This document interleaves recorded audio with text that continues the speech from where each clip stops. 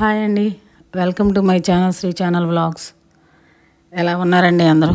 ఈరోజు ఒక simple design అండి, కానీ చాలా గ్రాండ్గా ఉంటుంది చూడటానికి. ఇది సీ గ్రీన్కి రాయల్ బ్లూ బార్డర్ ఉన్నది అండి శారీ, పట్టు శారీ అనమాట. ఇది దీనికి కుచ్చులు వేయటానికి అని చెప్పి స్టార్ట్ చేశాను. ఇది పళ్ళు అండి, పళ్ళు రిచ్గా ఉంది. దీనికి కావాల్సిన మెటీరియల్ ఏంటంటే ఈ దానిలో ఉన్న కలర్స్తో దారాలు తీసుకున్నాను. Royal blue and light sea green. అది ఇది స్మాల్ బీడ్స్ అన్నమాట, చిన్నవి గోల్డ్ బాల్స్. ఫ్లవర్ డిజైన్ అండి, ఇది ఫ్లవర్ డిజైన్ ఉన్న బీడ్స్. అసలు చాలా సింపుల్ మెటీరియల్ వాడేది. తక్కువ మెటీరియల్తో డిజైన్ గ్రాండ్గా కనపడుతుంది. ఈ పెళ్లి కూతురు చీరలకి అది అయితే చాలా బాగుంటుంది. మామూలుగా ఎప్పుడు వేసినట్టుగా ప్లెయిన్ కుచ్చులు చీరకి కుట్టాలి.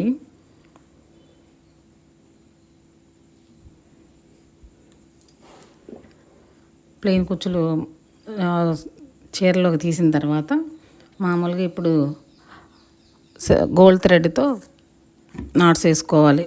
గోల్డ్ థ్రెడ్ చుట్టుకొని నాట్స్ వేసుకోవాలి.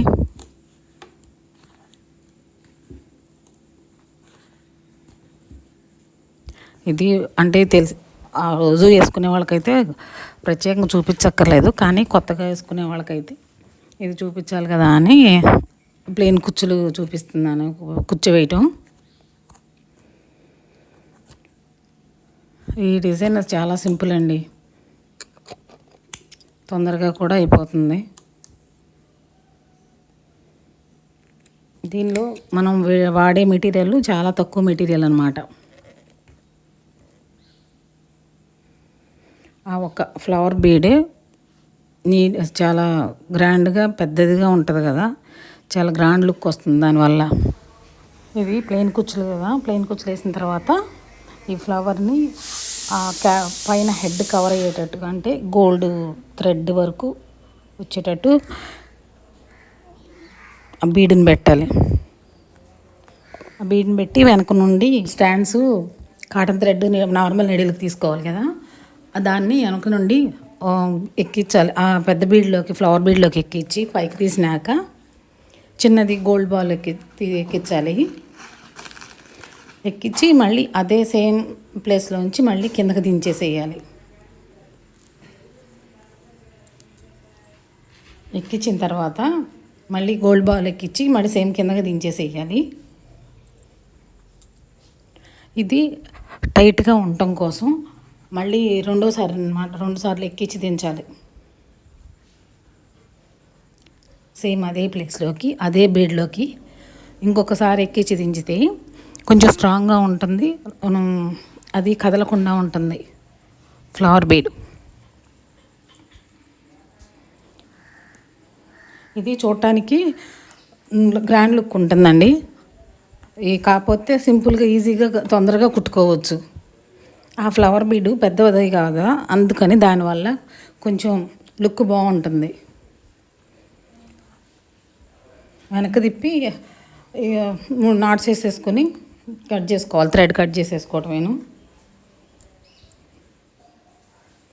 ఇలా ఉంటుందండి. మొత్తం అంతా అయిపోయినాక రాయల్ బ్లూ కలర్తో రాయల్ లుక్ ఎలా ఉందో చూడండి.